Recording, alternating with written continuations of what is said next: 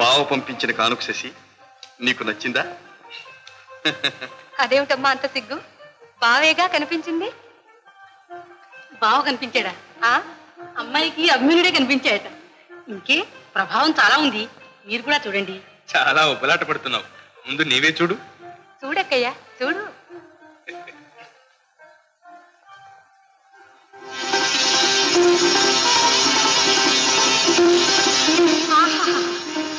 రత్నాల రాసు, మణిభూషణాలు, చీనాంబరాలు.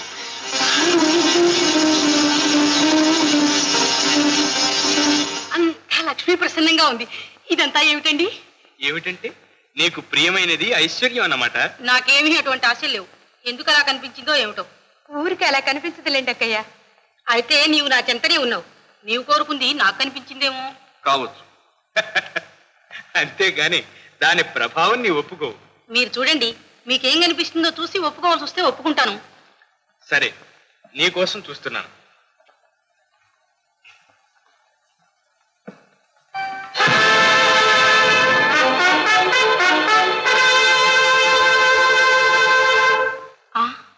దుర్యోధనుడు కనిపించాడేమిటి? చిత్రంగా ఉంది. చిత్రమేముంది? దుర్యోధనుడు నా ప్రియ శిష్యుడని అందరికీ తెలిసిన విషయమేగా. కృష్ణ, నీవు చూడు, ఎవరు కనిపిస్తారు? అందరికీ తెలిసిన విషయమేగా. అర్జునుడు కనిపిస్తాడు. వేరే చూడాలా అన్నయ్య? ఇంత మాత్రానికి రుక్మిణి ఏమీ అనుకోదు గాని చూడవయ్యా కృష్ణ.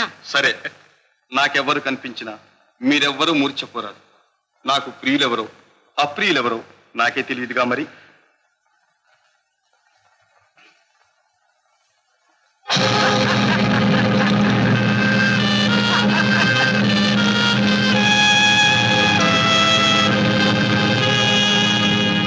అరే, జూదానికి పిలుస్తూ శకుని ప్రత్యక్షమయ్యాడే.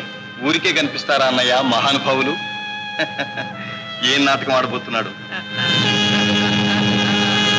ఎంత అవమానం, ఎంత మోసం!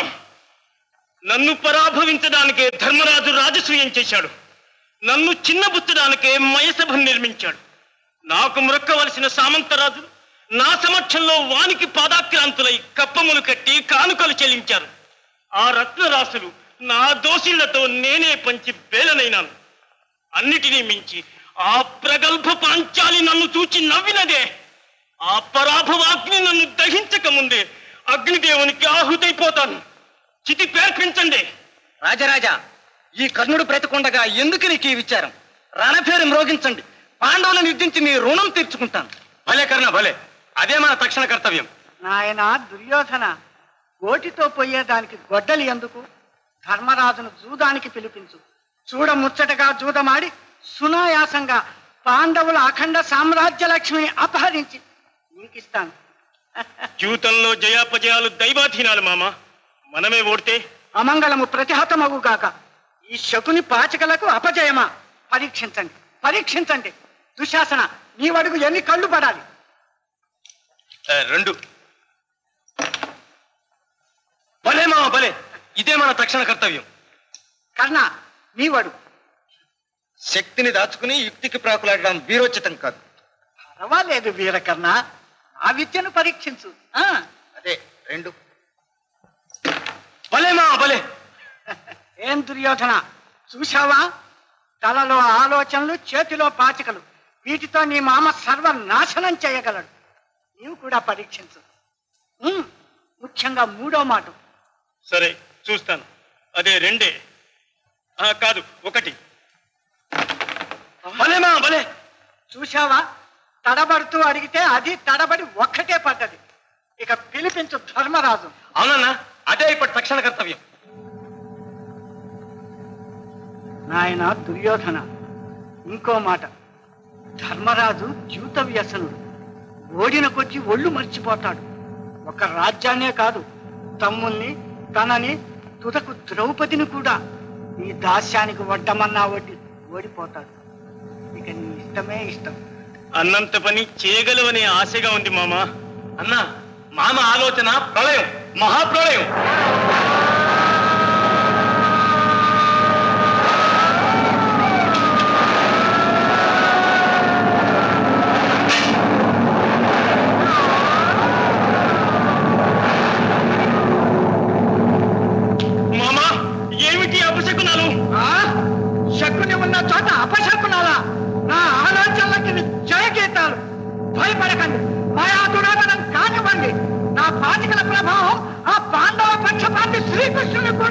వస్తుంది. పదండి.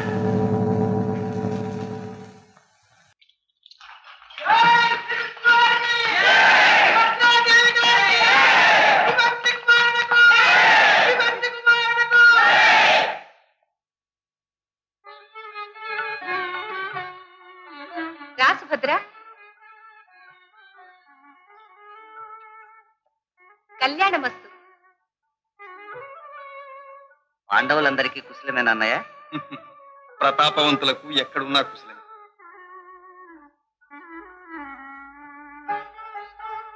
కులాసాగా ఉన్నావా అమ్మా? శశి, చూశావా, మీ బావ సత్యవంతుడై వచ్చాడు.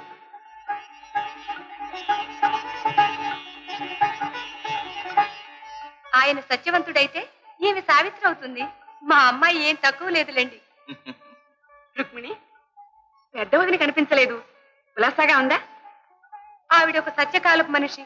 రాజ్యం పోయింది మీకు కాదు, తనకన్నట్టు విచారిస్తోంది. అవునవును, మనం ఉత్సాహంగా ఉంటే ఆవిడ ఉత్సాహంగానే ఉంటుంది.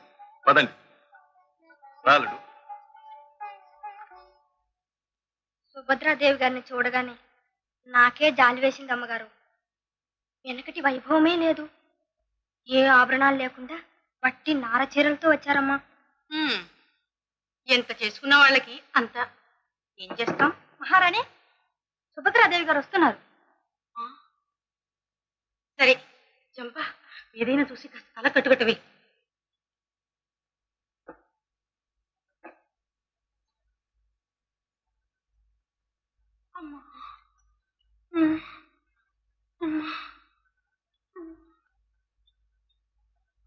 చంపా,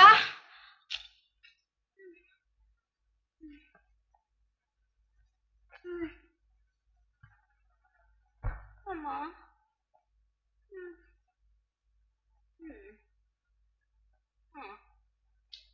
రామ్మా సుభద్రారా. సుఖంగా వచ్చారా? కూర్చోమ్మా. అదేం గ్రహచారము, నువ్వు వచ్చే వేళకి నాకు ఈ శిరోభారం పట్టుకుంది. చూడ్డానికి రాలేకపోయాను. రాగానే నేనే వద్దామనుకుంటే చిన్నన్నయ్య రుక్మిణి ఆ ఇంటికి తీసుకువెళ్ళారు. వదిన, ఏ ఇంటికి వెళితే వెళ్ళేమ్మా, నాకు ఆ పట్టింపులు ఏమీ లేవు. ఇక అంతా ఇక్కడ ఉండవలసిన వాళ్ళేగా. ఈ 12 ఏళ్ళును ఎక్కడున్నా మా భోగాలకి ఏం లోట్లేదులే వదిన. నీవేం విచారించకు. అన్నయ్య ఎప్పుడొస్తారో తెలిసిందే? ఏమో, నన్ను అడిగి వెళ్ళారా, నాతో చెప్పి వస్తారా? అసలే కోపధారి. అక్కడ వారితో ఏం తగు పెట్టుకొస్తారో అని అదో భయంగా ఉంది. అబ్బా వదిన, నువ్వు చాలా బాధపడుతున్నావు గాని కాస్త విశ్రాంతి తీసుకో. అన్నయ్య రాగానే వస్తాను.